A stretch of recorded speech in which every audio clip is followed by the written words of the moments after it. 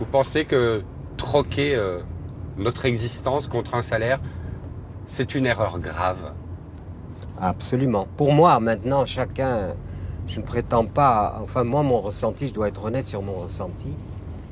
On a l'impression que vivre, c'est mériter un salaire, et mériter un salaire, c'est se plier, se subordonner à une règle d'une société moderne qui fonctionne beaucoup sur la productivité et donc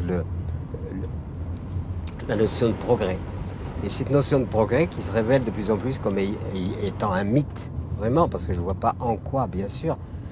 On ne peut pas dire qu'il n'y a pas eu de progrès technique, ça serait injuste de dire qu'il n'y a pas de progrès technique, que la médecine n'a pas fait certains progrès, notamment en chirurgie, mais par contre, il y a eu des progrès négatifs, extrêmement négatifs. Et en particulier, celui qui me tient à cœur, c'est l'agriculture.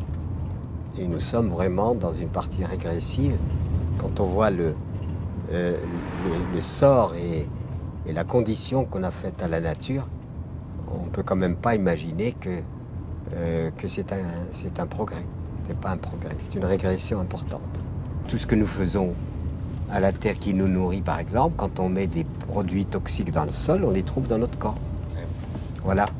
Et pour expliquer les choses, la nourriture elle-même étant devenue frelatée, en m'amusant, je dis aux gens, bientôt avec la nourriture moderne, plutôt que de se souhaiter bon appétit, il faut se souhaiter bonne chance.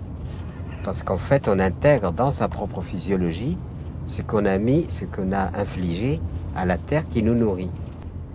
Si le salariat contre lequel on échange notre existence, comme vous le dites, on le sait un peu toxique pour nous, pourquoi nous l'acceptons pratiquement tous?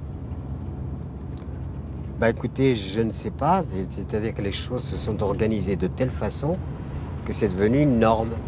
Et je dirais même, pour aller un peu plus loin, mais sans choquer personne, j'espère, que le système s'est organisé sur ces critères-là. Et je dirais que ce qui fait que l'éducation même des enfants est une éducation qui est à revoir en termes d'épanouissement de la personne, c'est qu'on a l'impression que les établissements scolaires sont des sortes de manufactures dans lesquelles on prépare l'enfant à être un adulte adapté au système. Il y a comme une saveur militaire dans l'organisation sociale, c'est-à-dire l'obéissance, la discipline. Et en dehors de ça, évidemment, s'il n'y a pas obéissance et discipline, il y a transgression. Vous êtes conforme ou non conforme, c'est tout. Si vous êtes conforme, tant mieux. Si vous n'êtes pas conforme, tant pis. Quand on dit que la modernité est libératrice et que je vois l'itinéraire d'un être humain dans la modernité, moi je vois plutôt quelque chose de carcéral.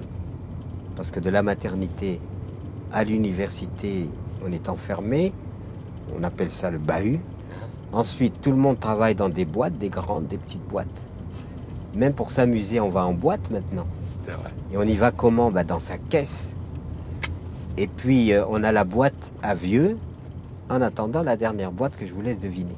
C'est-à-dire, en fait, la promesse libératrice de la modernité est carcérale. C'est l'enfermement.